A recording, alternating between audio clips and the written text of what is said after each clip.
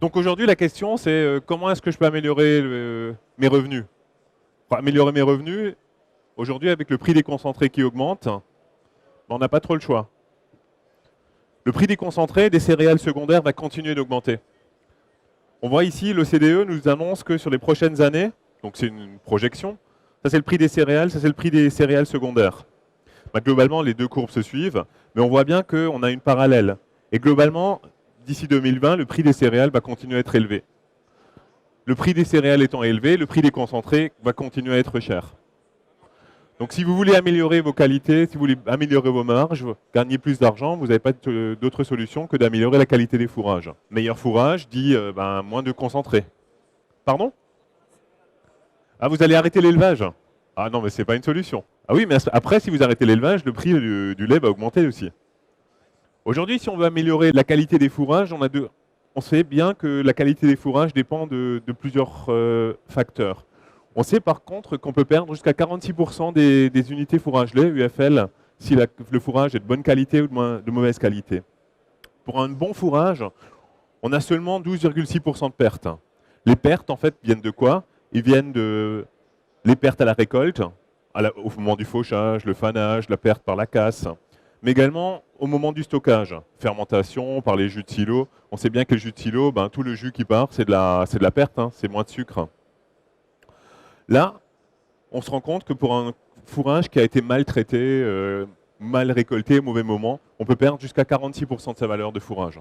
Donc là, la première des solutions, il faut arriver au bon moment.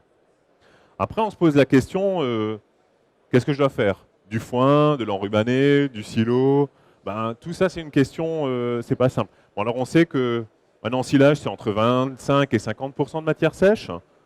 Une enrubanée, c'est entre 50 et 80. Bon, 80 étant assez humide. Le foin, on est entre 80 et 95. 95, c'est très sec. Hein. Généralement, on a 85% de matière sèche. Par contre, qu'est-ce qui est mieux de faire? Alors là, si on prend cette courbe, ça, c'est la concentration en pourcentage de matière sèche. Donc là, c'est une matière très humide. Et là, c'est une matière qui est sèche. Donc ici, on a du foin. Ici, on a quelque chose qui est très humide. En fait, on se rend compte qu'on a beaucoup de pertes. On a trois types de pertes. On a les pertes à la récolte, les pertes au stockage et les pertes dues à des moisissures. En fait, plus votre fourrage est humide, vous avez très peu de pertes à la récolte. Par contre, vous avez beaucoup de pertes dues au stockage, les jus de silo. Inversement, si votre fourrage est très sec, donc du foin, le foin, vous avez beaucoup de pertes à la récolte. Le fourrage qui craque, vous perdez au moment du fanage, vous perdez au moment du pressage. Par contre, vous avez très peu de pertes au stockage, parce que c'est stable. Après, vous pouvez avoir un peu de moisissure. Ça, c'est un peu le risque. Donc, ce qu'on se rend compte, c'est là où on peut avoir un très bon rendement, c'est si on se trouve ici, entre 20 et 50%. Donc, c'est aussi l'optimum pour le stockage. Oui, il faut y arriver. C'est pour ça qu'il faut des fois aller vite. L'autre question, c'est souvent, qu'est-ce qu'on fait? On enrubane ou est-ce qu'on fait du foin? Dans les différents enrubanés ou dans les différents ensilages, on a également différentes méthodes. On a le silo, là aussi, silo taupinière ou alors silo couloir, ou alors on a l'enrubané. Ça, c'est une étude qui a été faite en Allemagne sur 4 ans, qui mesure en fait la qualité des fourrages par point. En fait, on se rend compte qu'une taupinière a une bonne qualité, le silo couloir a un peu moins bonne qualité, et la meilleure qualité, c'est sur l'enrubané. Pourquoi sur l'enrubané? C'est mieux compacté, compacté homogénément. Alors qu'un silo, une taupinière, c'est en bas, parce qu'on peut rouler sur le côté. Par contre, le silo couloir, c'est là où on a le plus de problèmes. Ça vient des bords. En fait, les murs, on n'arrive pas bien à tasser au mur. Et donc, ça fait qu'on a des problèmes de conservation. Donc, l'enrubanage est vraiment une bonne solution. Après, c'est aussi la grosse question, et le coût des impuretés. Tout le monde dit, ah oui, la qualité, nos machines, elles marchent bien parce qu'on a une très bonne qualité de fourrage. Mais la qualité de fourrage, elle est bonne parce qu'on n'a pas trop d'impuretés. Par contre, on sait très rarement dire qu'est-ce que c'est un bon fourrage. Donc ici, on a une étude qui a été également faite en Allemagne, entre le même fourrage qui a 2% d'impureté, 2% de sable, etc., ou 4%, ce qui est minime. Hein. Ça correspond à un mauvais réglage d'une machine. On va gratter un peu trop bas avec l'endaineur, on va gratter un peu trop avec le faneur. Et donc en fait, on se rend compte qu'on a une perte d'énergie à l'hectare de 300 UFL et également des pertes d'énergie dans l'ensilage. Ça, il faut le complémenter. Donc il faut également rajouter des concentrés pour arriver à des fourrages équivalents. Et en fait, en continuant l'étude plus loin, on se rend compte que en fait, ça va vous coûter 82 € par hectare et par an, la différence en ayant un fourrage à 2% d'impureté ou à 4%.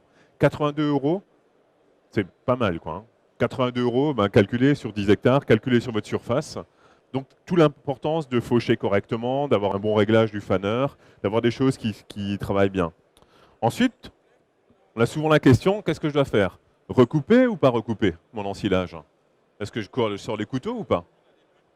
Qu'est-ce que vous faites? Il faut les mettre ou pas? Mais se pose toujours la question, est-ce que je recoupe ou pas? En fait, là, une étude qui a été également faite en Allemagne, en ayant différents types de fourrage, recoupés plus ou moins. Donc forcément, plus on recoupe court, meilleure est la qualité de l'ensilage. Ici, on voit, si on ne recoupe pas ou on est à 20 cm, la qualité du fourrage baisse. Pourquoi est-ce que la qualité baisse? Plus on recoupe, plus la botte est dense, mais également plus on a une meilleure action de la fermentation sur les bactéries qui agissent mieux sur la plante. Également, il y a moins d'oxygène à l'intérieur. Donc, on augmente la qualité. Donc, effectivement, recouper, c'est plutôt bien. En plus, le fait de recouper, on augmente la densité dans la botte. La densité augmente, on en met plus, forcément. Donc, on peut monter jusqu'entre 0 ici et 23 couteaux. On augmente jusqu'à 15% la densité. 15% de densité en plus, ça fait 15% de botte en moins. C'est pas négligeable aussi. Donc, ça fait 15% de plastique en moins si on enrubane. Par contre, ce qu'il faut faire attention, c'est la puissance. Il faut également savoir qu'un couteau qui est affûté et un couteau qui est émoussé, vous allez avoir une grosse différence de puissance absorbée. Donc là, un couteau affûté, avec une 14 couteaux, on a 21 kW qui sont utilisés, alors que si ils sont émoussés, vous allez avoir 26 kW nécessaires en plus. Donc ce qui vous fait 24% de puissance en plus sur la machine. D'où l'importance d'affûter les couteaux, ou alors d'utiliser des couteaux que 11 le matin, 12 l'après-midi, enfin changer les couteaux. Travailler en tous les cas avec des couteaux affûtés. Dernier point, c'est la forme de la botte. Également, faites bien attention à la forme de la botte. En fait, il est important d'avoir, le gros avantage d'avoir également des couteaux, c'est que la botte va être mieux formée. Le fait d'avoir une botte mieux formée, vraiment bien cylindrique avec des bords droits, pourquoi? C'est pour éviter ça, pour éviter des poches d'air. En fait, chaque poche d'air que vous allez avoir, c'est un début de dilatation. En fait, l'air va se dilater, il fait chaud et gonfle, il fait froid et dégonfle. Et le fait d'avoir ce gonflement et dégonflement, on va avoir la botte qui va travailler, l'air qui risque de rentrer, de sortir, et donc problème de conservation. Donc, d'où l'importance d'avoir une bonne presse avec un bon système d'enrubanage. C'est pour ça que nous, on travaille avec un système 3D qui enrubane encore une fois dans ce sens, avant d'enrubaner dans l'autre sens, pour vraiment garder la botte bien cylindrique. Voilà, si vous aviez des questions, je reste à votre disposition. J'espère que vous avez appris quelque chose et que ça va vous permettre de gagner un peu plus d'argent. C'est ce qu'on souhaite tous. Hein. Et puis bonne journée, n'hésitez pas à rencontrer mes collègues sur le stand qui vous donneront encore plus d'informations. Merci.